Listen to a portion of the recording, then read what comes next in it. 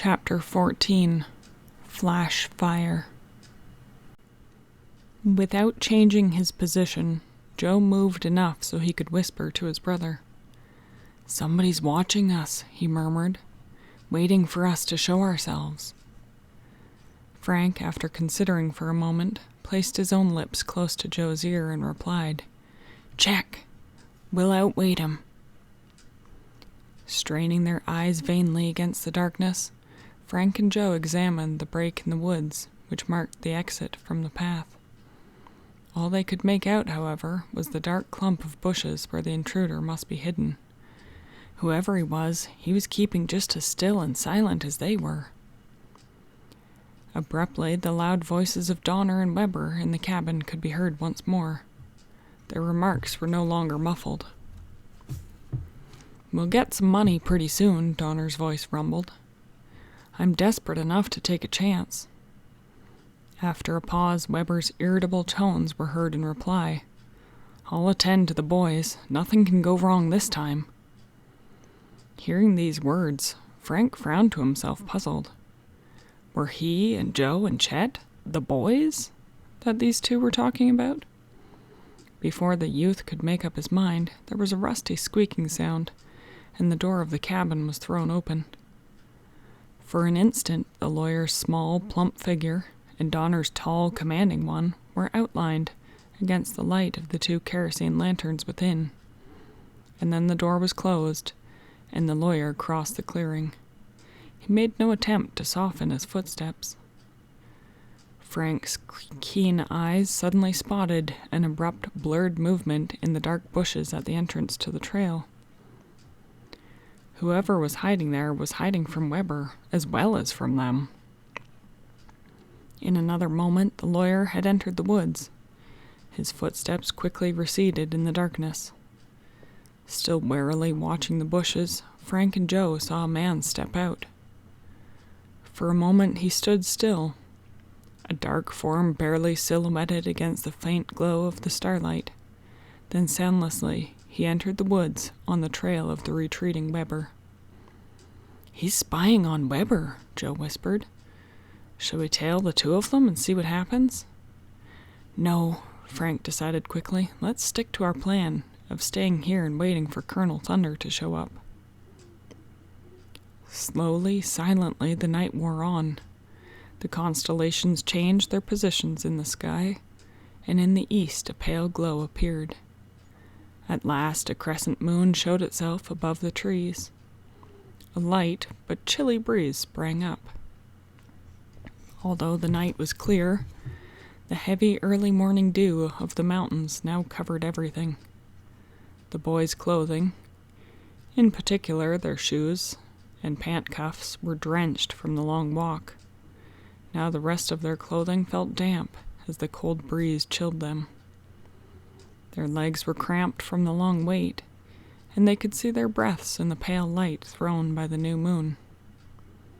No one else came to visit Walter Donner.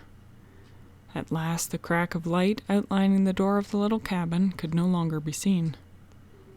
"I guess he's gone to bed," Frank whispered to Joe. "We may as well go back to the cabin and hit the sack ourselves." Using the same caution, which the boys had practiced on the trek down, the two boys made their way through the dark woods to Captain McGuire's cabin. As they were climbing the steep, familiar path of the hollow, Frank suddenly laid a hand on Joe's arm. "Listen," he whispered. From the depths of Black Hollow came an eerie sound, at first soft and then louder. It was a long, plaintive wail. "Screech Owl," Joe noted. "Where is it coming from?" "The other end of the hollow," Frank answered after listening carefully. "In fact, I'd say it was somewhere pretty close to Donner's place." Funny nobody startled an owl earlier, with all that coming and going down there tonight," observed Joe. "I'm glad we didn't meet one," Frank said. "They have a quiet, spooky flight that makes people take them for ghosts." In another minute the brothers had reached the rim of the valley. Lights burned cheerfully in the cabin of Captain McGuire's windows. "Oh boy, am I glad to see you two," exclaimed Chet, jumping up from the bunk as they entered. "That witch or owl is on the loose again. It woke me up. You heard it?" "We sure did," Frank replied. "Brrr," Joe shivered. "Never mind the owl. Just let me near that stove." "If that's the way you feel," said Chet, "I'll whip up a little snack. I could use something hot myself." A little later, over mugs of hot chocolate, the Hardys told Chet of their vigil outside the windowless cabin. "So," Joe concluded, "Weber is Donner's lawyer, apparently, and they both want money." "Birds of a feather flocking together," Chet observed, and then added with a grimace, "But I don't like the sound of Weber's threat to attend to the boys." "This Weber is always croaking about money," Joe remarked. "What money do you think he means?" "They must have been talking about the Donner estate tonight," Frank put in. "Remember Colonel Thunder told us about the lawyers, that they were still arguing about it?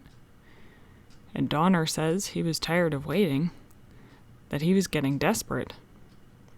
"Too bad Colonel Thunder didn't show up," said Joe. "After all, part of that money is his." "Well, there doesn't seem to be anything dishonest going on," Chet pointed out. "Donner was only talking about money that he has a claim to. And another thing, Weber told us that Captain McGuire owed him money. Do you suppose the captain never went into the hollow at all, but just ran away somewhere?" Joe shook his head decisively. "You don't know Captain McGuire, Chet. He never ran away from anything in his life, much less a debt to a tin horn like Weber." "You know what I wonder?" Joe said suddenly. "Donner says he's getting desperate. I wonder what he'll do." "What a puzzle!" exclaimed Chet, shaking his head. "We'll never figure it out tonight, fellows. Let's just forget about it for a while and make a fresh start in the morning." Frank and Joe needed no further urging. After changing into dry underclothes, the two boys rolled into their sleeping bags and climbed in. 4 o'clock, noted Chet as he turned out the lanterns and climbed into bed. "Only a few hours of sleep till breakfast. Let's use them." "All the same, I'd like to know who was hiding in those bushes," came Joe's drowsy mumble in the dark room. In another moment all was silent. As he lay in his sleeping bag, Frank was still wondering about the mysterious person who'd been hiding near them. In the boy's tired brain, all the perplexing questions of the strange case seemed to whirl madly around and about. Who had been lurking near Donner's cabin? Where was Captain McGuire? When Frank dozed off, he had peculiar fitful dreams. First he saw a pack of barking dogs being chased by a witch on a broomstick. Next the dogs turned into owls, which flew around hooting and wailing. Meanwhile, the witch had turned into Walter Donner, who seemed to be talking calmly to some sheep. And then weirdly Walter became William Donner, Colonel Thunder, and the sheep became a snarling black puma. Colonel Thunder's huge black whip cracked again and again. "Oh," Frank moaned aloud. Now in his dream he heard Wyckoff Weber's rasping voice. "I'll attend to the boys. Nothing can go wrong this time." Once more Frank seemed to see a little lawyer standing in the open doorway of Walter Donner's cabin, talking with Donner. Behind them, the orange-yellow flames of the kerosene lamp were burning. Burning. Burning! It seemed to Frank that he could even smell the distinctive odor of burning kerosene, and he could feel the heat generated by the lamps. The yellow flames seemed to grow brighter and brighter in his dream until they blotted out everything else. Again Colonel Thunder's black whip cracked. Suddenly, Frank sat up wide awake. He was facing the kitchen. For an instant the youth thought that someone had turned on the lights in there. And then with horror he realized that the whole side of the cabin was a mass of swirling yellow flame. The snapping and cracking was the sound of 2x4s as they caught fire, as if in some gigantic fireplace. The whole cabin had become an inferno. "Joe! Chet!" he shouted frantically above the roaring of the swirling flames. Frank pulled off his sleeping bag and wound it around him as he shook his brother into consciousness. And then he leapt to the sleeping Chet. "Joe, wrap your sleeping bag around you and make a dash through the front door." Frank screamed. By now, all 4 walls were ablaze and the heat was unbearable. Instantly taking in the situation, Joe followed the instructions. Meanwhile, Frank had helped put Captain McGuire's blankets around the still groggy Chet, and now the 3 raced outside. Mystery, too, dashed to the yard, yapping in fear. The boy's hair and brows were singed, and their eyes smarted. The 3 friends watched in speechless dismay as the flames of the burning cabin lighted up the whole area like a beacon. Sparks shot 100 feet skyward. "Boy," breathed Chet, "there goes all our stuff. And Captain McGuire's, too. Clothes, food, money, everything. But we're fortunate to get out alive. What woke you, Frank?" "A lucky dream," Frank answered gratefully. "Luck was on our side for sure." Fortunately, the Hardys' convertible and Captain McGuire's car had been parked far enough away from the fire to be out of danger. But in the cabin, with its drums of kerosene and gasoline, it burned fiercely out of control.